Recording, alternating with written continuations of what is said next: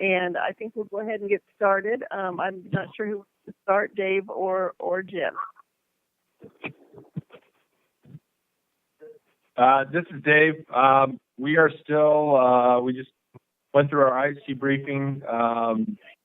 Right now, we are still remaining in staging. We do have several task forces in operations in the Florida Keys area, doing search and rescue down there. And as well, we have some assets in Puerto Rico, St. Thomas, St. John's area, doing search and rescue activities down there. But we are still in staging, waiting for a mission assignment at this point.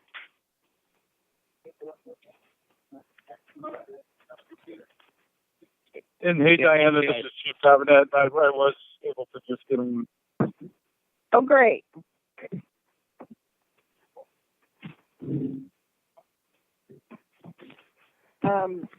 Avinet, did you have anything you wanted to add?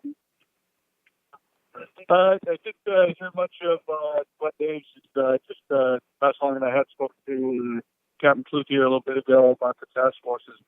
Where I'm located in Tallahassee, we just were able to get power, cell service, and some of those amenities back up and running here in the city and at the state EOC. So that is working. From a more global perspective, I'm sure he mentioned that NETF1 is kind of assigned to a region. So they are being an asset for the FEMA region that covers not only Florida, but Georgia, South Carolina, and some others. And so they are kind of held in waiting as the task forces that are moving most specifically to the Jacksonville, Florida area and the Keys, Florida Keys area, as we try to airlift assets or get them down the land bridges into the Keys for those that have been to the Key area to begin operations there, as well as the ones that are operating in the region, Oconus or off the continental U.S. in the Puerto Rico, St. John, St. Thomas area and stuff there. So there's a lot of what I would consider, like we're used to thunderstorm destruction, high winds, trees down, power down. Not a lot of SAR-specific missions statewide for the state of Florida, with all efforts being concentrated just on those two little pockets. And as you can imagine, there's a large military presence of amphibious vehicles, special forces vehicles, Coast Guard that is handling some of the water assets around Jacksonville, with the USAR teams trying to make their way to the Keys. So not much more to add to that or the status of Nebraska Task Force 1. They're just kind of held and waiting to see what, as power comes back on, as needs, rapid needs assessment or provided back from the field, to see if there is a mission assignment for them and a direction for them to go. Okay, questions? This is James Johnson with KMTV. I know we were talking about this morning about the challenge when it comes to assigning different units to different areas. Can you talk to us about that? I know you guys have been waiting to be called out somewhere. Like how crazy is it out there?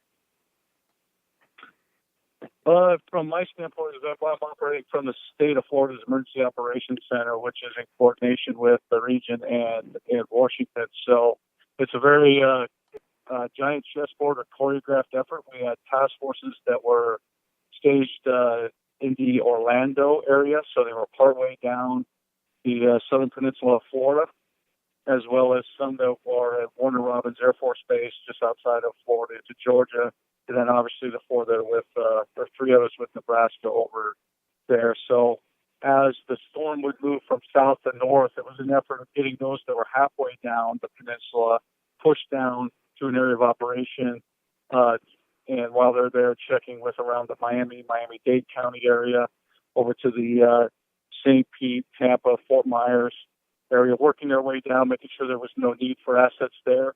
Everything is kind of branched into different divisions, different command structures within the north and the south.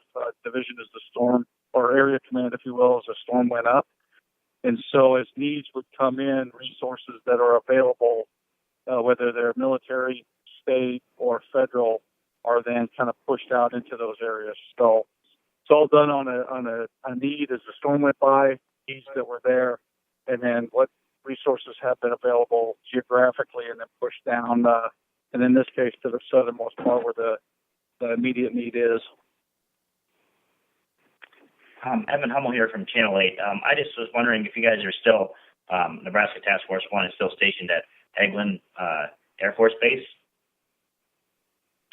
Yes, they are. They're still there with 3 other federal task forces, and they are just kind of hunkered down there doing some just-in-time training. It's my understanding the canines were working with some of the military canines this morning, doing some training evolutions. So they're continuing up on their training, doing some joint training with some of the other task forces that are there, and just waiting to be mission task. And so they're always in the state of readiness. Chief, this is World Herald, so just want to check. So the Nebraska Task Force is still at Eglin Air Force Base waiting for its mission assignment to come in. Is that it in a nutshell?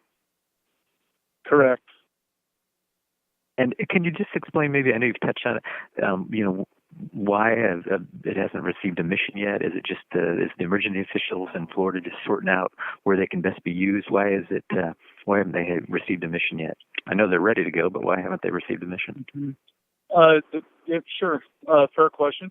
There's 8 out of the 28 federal teams. There's 8 of those Type 1 task forces on the federal side are already operating in the state of Florida. The state of Florida itself has 8 state task forces, so you have that force multiplier. They also ordered up prior to the storm, in anticipation of this being a very robust event, a lot of EMAC assistance, which is other state teams helping other states. So those assets were ordered up as well as from as far away as New York and other areas. So they have quite a huge complement of resources already in place as they had some planning time for the storm to come in. And so without overburdening the system, they utilize what they already have in theater with holding some outside of theater just in case the need arises and they need to augment them with additional task forces.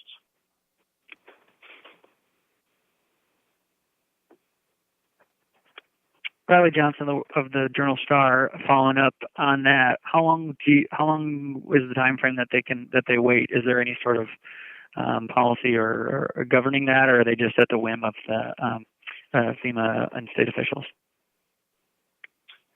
Pretty much at the disposal of the state of Florida, needing assets and then requesting them up through through FEMA and Homeland Security. So they can be in a holding pattern for the duration of the event until they are demobilized or released to go back home, or they can be reassigned to another theater of operation within the region should that need arise. Maybe some flooding or something. I'm not too in tune with the weather going on in Georgia or South Carolina, but they are also held to assist there if need be. So kind of a short answer is they're kind of at the whim of what the state of Florida thinks they need within the next coming 24-hour period. You don't think they have enough resources already on the ground with their military assets, state assets, and the federal assets they already have to accomplish the tasks that are necessary in the immediate search and rescue mission as they transition more to a recovery with power, commodities, medical, those types of things.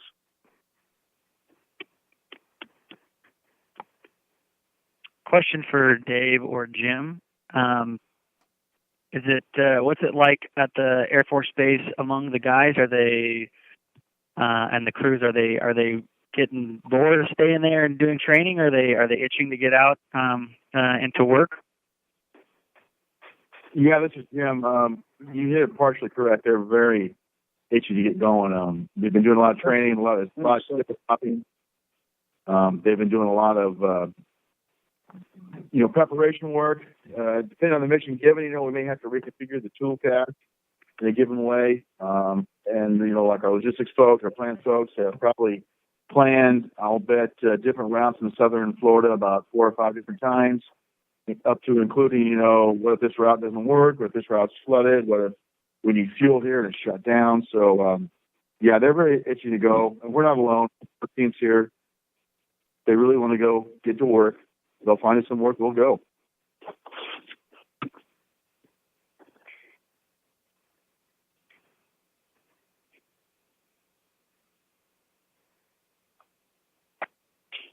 Any other questions? Any time frame and when you think you'll be back in Nebraska, or is it pretty much up in the air until they call you up?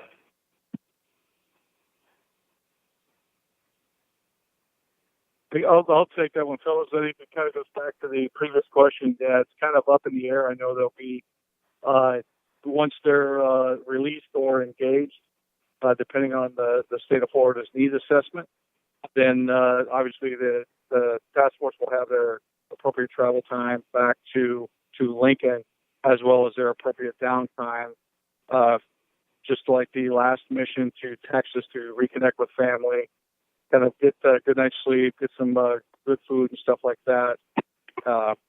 So right now, all that time frame, if you will, is up in the air. We truly are at the whim of whether Florida actually truly needs more assistance or not, or they feel they have a good handle on it, in which case they will work it up to the proper chain of command, and the task force will either be reprioritized somewhere else or move back to our home station back in Lincoln.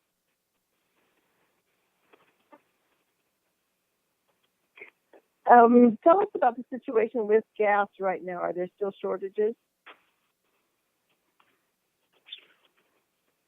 From where I am in Tallahassee, there's quite a movement of transport tanker trucks that's moving fuel and stuff in. The problem where I'm at, the bigger problem is power to be able to operate gas pumps and stuff like that as they bring the power grid back on in Tallahassee.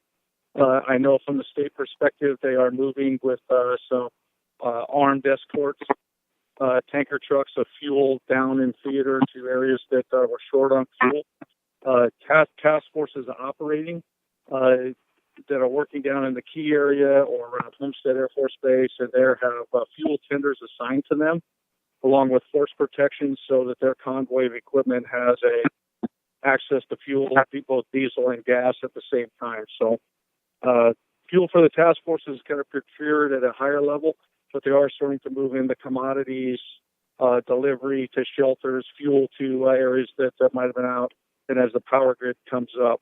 One thing to mention on the power grid, I did run into about 25 gentlemen last night who happened to be from Grand Island, and they were solely here with their power trucks to start engaging in resupplying the power grid for the state of Florida. So, again, another example of Huskers helping Huskers, and Floridians and stuff is not only the task force, but I know the National Guard and now the power company from Nebraska is assisting with getting the grid back on here.